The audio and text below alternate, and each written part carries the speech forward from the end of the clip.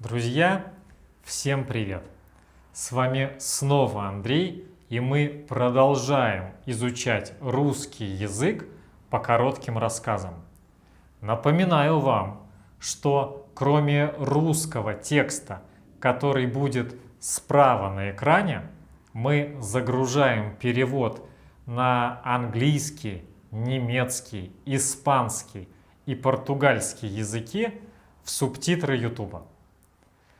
Сегодняшний рассказ называется «Тотализатор». Итак, поехали. Сегодня я хочу рассказать вам о своем опыте с азартными играми, а еще точнее с тотализатором. Все началось, когда я еще учился в школе в 9 классе. Мы с другом с детства увлекались спортом. Мы смотрели по телевизору футбол, хоккей, теннис, баскетбол. В общем, все подряд. И сами тоже ходили в различные секции. Но посвящать жизнь спорту не планировали. Естественно, как и все школьники-старшеклассники, мы хотели быть независимыми от родителей. Но работа, которая доступна школьнику, была неинтересной и малооплачиваемой. Например, раздача листовок и расклейка объявлений. Нам просто было жаль тратить свое драгоценное время на такие вещи. Однажды мне в голову пришла идея, почему бы не попробовать ставки. Когда я предложил это своему другу, он с энтузиазмом воспринял эту идею. Ему показалось, что это по-настоящему круто. После школы мы пошли в ближайшую букмекерскую контору. И, так как денег у нас особо не было, мы решили поставить экспресс. Это такой вид ставки, где ставят не на одно событие, а на целый ряд событий, каждое из которых умножает предыдущее на свой собственный коэффициент. Проще говоря, это возможность заработать в 4, 5, а то и в 10 раз больше суммы ставки. Хотя эта возможность очень трудная и рискованная. Мы скинулись по 50 рублей и отправились делать ставку. На кассе никто не спросил про наш возраст, хотя нам было всего по 16 лет. Придя домой, я первым делом включил телевизор. Показывали футбол. Первая игра из ставки была уже в самом разгаре. Команда, на которую мы поставили, выигрывала 1-0. В перерыве между таймами мы болтали с другом по телефону и обменивались мнениями. Все прошло здорово, потому что наша команда выиграла, и следом начинался хоккейный матч. Здесь мы поставили на команду, которая вполне могла проиграть. Шансы обеих команд букмекерская контора оценивала как равные. Но нам снова повезло. Команда, на которую мы поставили, выиграла. Оставался лишь теннисный матч, который должен был состояться поздно ночью. Как вы, наверное, догадались, в ту ночь нам было не до сна. И можете себе представить, мы выиграли.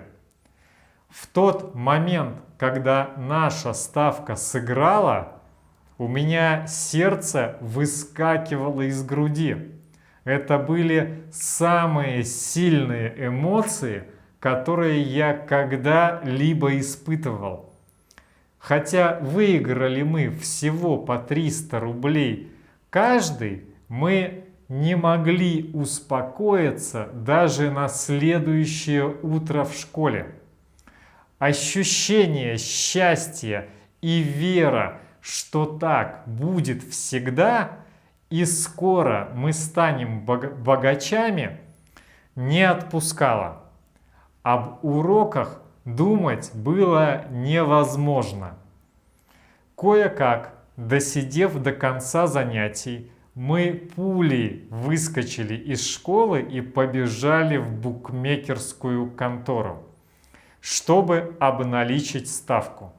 Даже когда мы получили заветные 600 рублей и поделили их, мы все еще не могли поверить своему счастью. Сердце билось как сумасшедшее, и нам казалось, что впереди у нас интересная, большая и богатая жизнь. С тех пор мы стали настоящими игроками и частыми гостями нашей букмекерской конторы. Как и у всех прочих игроков, у нас были как приятные выигрыши, так и обидные поражения. Я не решался ставить крупные суммы. Денег у меня всегда было немного. А еще я, наверное, не был так азартен, как мой друг. А вот с моим другом скоро стали происходить серьезные перемены. Он все время мечтал поставить много и выиграть большую сумму денег. Он просил деньги у своих родителей, тети и бабушки. Уговаривал их дать ему недостающую сумму под разными предлогами. На учебу в автошколу, на день рождения, на репетитора английского, на новую гитару. В итоге он сумел собрать около 50 тысяч рублей и сделал ставку, в которой он был уверен на все 100%. Я к этому времени уже немного охладел к тотализатору. Если я делал ставки, то небольшие и редко. Скорее для развлечения, чем для выигрыша. У меня уже была нормальная работа на несколько часов после школы. Да и осознание того, что для поступления в университет нужны хорошие оценки, заставило меня серьезно сесть за учебники. Я помню, что когда в то ужасное утро мой друг не пришел в школу, я сразу подумал о рискованной ставке и полез в интернет. Полез и опешил. Та команда, на которую он ставил, проиграла с большим счетом, хотя, казалось, не могла проиграть. Ведь так думали все эксперты, комментаторы, мой друг, я. Одним словом, мой друг проиграл 50 тысяч, и с этого начались все неприятности. Он стал закладывать родительские вещи, пытался воровать. Он бросил школу. Сейчас он просаживает в конторе все деньги, которые попадают ему в руки. Я поступил в университет, и наши пути разошлись.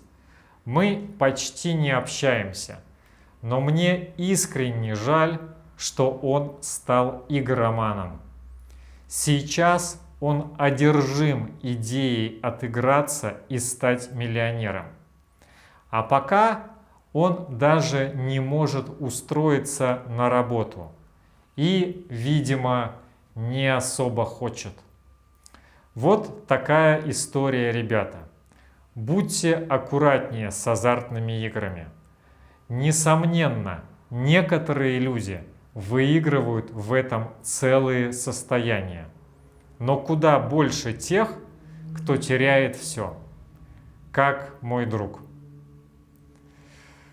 Друзья, вот такая поучительная история. А у меня на этом все.